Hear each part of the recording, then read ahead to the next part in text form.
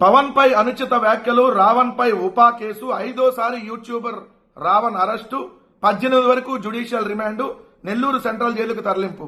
Deputy CM Pawan Kalyan పై YouTube లో దూషించడంతో పాటు ఏలూరులో జరిగిన సభలో వివాదాస్పద వ్యాఖ్యలు చేసిన బచ్చలకూరి జోసెఫ్ అలియాస్ ప్రశ్న రావణ్ పై ఫిర్యాదులు, అరెస్టులు కొనసాగుతున్నాయి.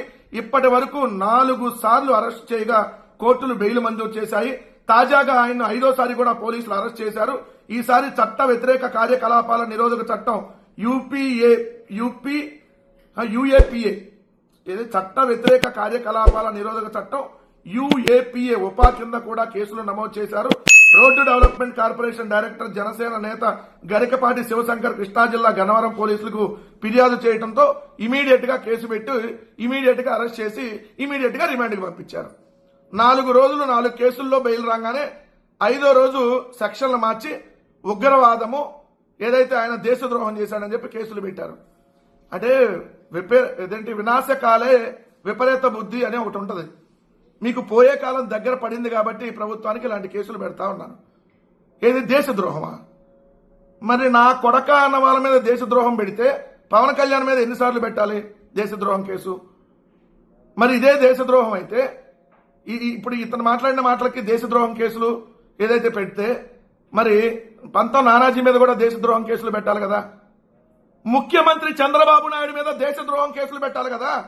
మతాల మధ్య చిచ్చులు పెడుతూ, కులాల మధ్య చిచ్చులు పెడుతూ, తిరుమల లడ్డులో పంది కొవ్వు, గొడ్డు కొవ్వు బాత్రూంలో వేసిందని చెప్పి సిగ్గు లేకుండా మనిషి పుట్టక పుట్టినాడు ఎవడు మాట్లాడినటువంటి భాష మాట్లాడినటువంటి చంద్రబాబు నాయుడు గారి మీద మరి కేసులు పెట్టద్దా?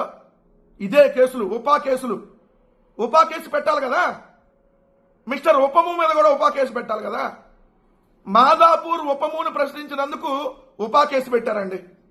ఉపమును ప్రశ్నిస్తే ఉపా కేసు. మరి ఇదే ఉపము ఒక్కొక్క నా కొడుకుల్ని సంపేత్త, పాతేత్త, తోలు తెత్త, తిత్తి తెత్త, అరిచేతిలో గీతలు గీత, మటన్ కొట్టు మస్తాన్ లాగా మొత్తం కైమా చేసి పడేస్తా అంటే నో కేస్. ఇప్పుడు కూడా మాట్లాడుతున్నారు సిగ్గు లేకుండా ఉప ముఖ్యమంత్రి పొజిషన్ లో ఉండి. కానీ ఆయన మాత్రం ప్రశ్నిస్తే కేసు. ఎంత దారుణమో చూడండి. ఈరోజు సాయికృష్ణ శవం దొరకదు, బూడె దొరకదు, చిన్నారి ఆచూకీ దొరకదు. కానీ ఇక్కడ మాత్రం మన ఉపము మాత్రం ఉప్మా కేసులు పెట్టిస్తా ఉంటాడు. ఉప్మానే లేవు, ఉపము అలియాసు ఏదైతే ఉప ముఖ్యమంత్రి గారు ఉప్మా కేసులు పెట్టిస్తున్నారు, అదే ఉపా కేసులు. ఇట్లా ఉంటది ఇక్కడ. అంటే ఆయన 5,100 వీడియోలు తన యూట్యూబ్ ఛానల్లో పోస్ట్ చేశారంట. మరి 5,100 వీడియోలు ఇప్పటి వరకు చేసినటువంటి రావణ్ మీద మరి మీరు కేసులు పెట్టారనంటే ఎంత దారుణమో చూడండి. వైసీపీ నేతలు స్టేషన్ వద్ద ఆందోళన చేయాలని భావించగా పోలీసులు అడ్డుకున్నారు. మీ ఆంధ్రజ్యోతి మారరా? మీరు కడుపుకి అన్నం తినరా కొద్దిగా కూడా? వైసీపీ నాయకులు ఎందుకు వెళ్ళారు? అక్కడికి వెళ్ళలేదు కదా. కానీ మీరు చూడండి, అక్కడ జైబీ భారతి నేతలు వస్తే వాళ్ళని వైకాపా నేతలుగా రాసేస్తున్నారు. అంటే సమాజంలో వీళ్ళు ఎట్లా అంటే ఇదిగోండి తెరానకాల వీళ్ళే నడిపిస్తున్నారని ప్రజలకు తెలియజేయాలి వాళ్ళు. సో ఇలాంటి రాసి ఇదిగోండి వైసీపీ వాళ్ళు, మాకేం సంబంధం? సమాజంలో ఎక్కడ ఏ తప్పు జరిగినా ఖచ్చితంగా స్పందిస్తాం. యూట్యూబర్ రావణ్ని మీరు వేధిస్తున్న తీరు మీద మేము ఖండిస్తున్నాం. మరి యూట్యూబర్ రావణ్ మీద కేసు పెట్టినప్పుడు ఉప ముఖ్యమంత్రి మీద కూడా కేసు పెట్టాలని అడుగుతాం డెఫినెట్ గా. అట్లని చెప్పి ఆయన మాట్లాడిన ప్రతి మాటకు మేము మద్దతిస్తున్నామని కాదు. ఇప్పుడు జలాశ్రవాన్ని మాట్లాడేటటువంటి ప్రతి మాటకు మేము మద్దతిస్తున్నామని కాదు. ఏదైతే అంశాల వారీగా ఖచ్చితంగా తప్పులు జరిగినప్పుడు తప్పని అంటాం, వాళ్ళ మీద మీరు తప్పుడు విధానంగా వెళ్తున్నప్పుడు తప్పుడు విధానమే అంటాం.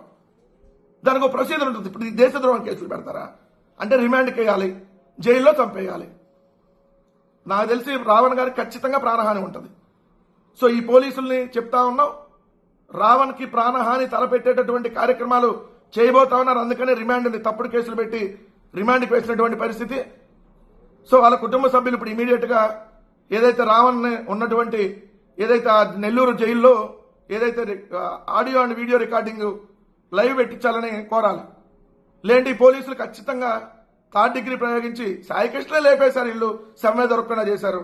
రేపొద్దున ఏమో రావణ్ తప్పించేసుకున్నాడని చెప్పేసి రావణ్ కూడా లేకుండా చేరని గ్యారంటీ ఏంటి? ఎందుకంటే ప్రస్తుత వ్యవస్థ అలా ఉంది. ఎందుకంటే కక్ష కట్టాడు పవన్ కళ్యాణ్. కక్ష కట్టి తనను ప్రశ్నిస్తే సమాధానం చెప్పలేనటువంటి చేతగాని స్థితిలో ఉండి తప్పుడు కేసులు పెడుతున్నారంటేనే మీ పతనం ఆరంభమైందని అర్థం.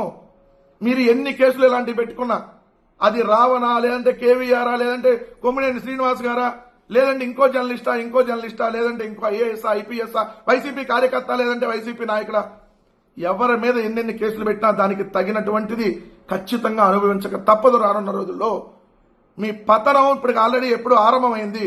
పూర్తిగా మీరు బంగాళాఖాతంలోకి మీ కూటమి ప్రభుత్వం కలిసిపోయే రోజు అతి దగ్గరలో ఉందన్న విషయం మాత్రం గుర్తుపెట్టుకోమని మాత్రం హెచ్చరిస్తా ఉన్నాం.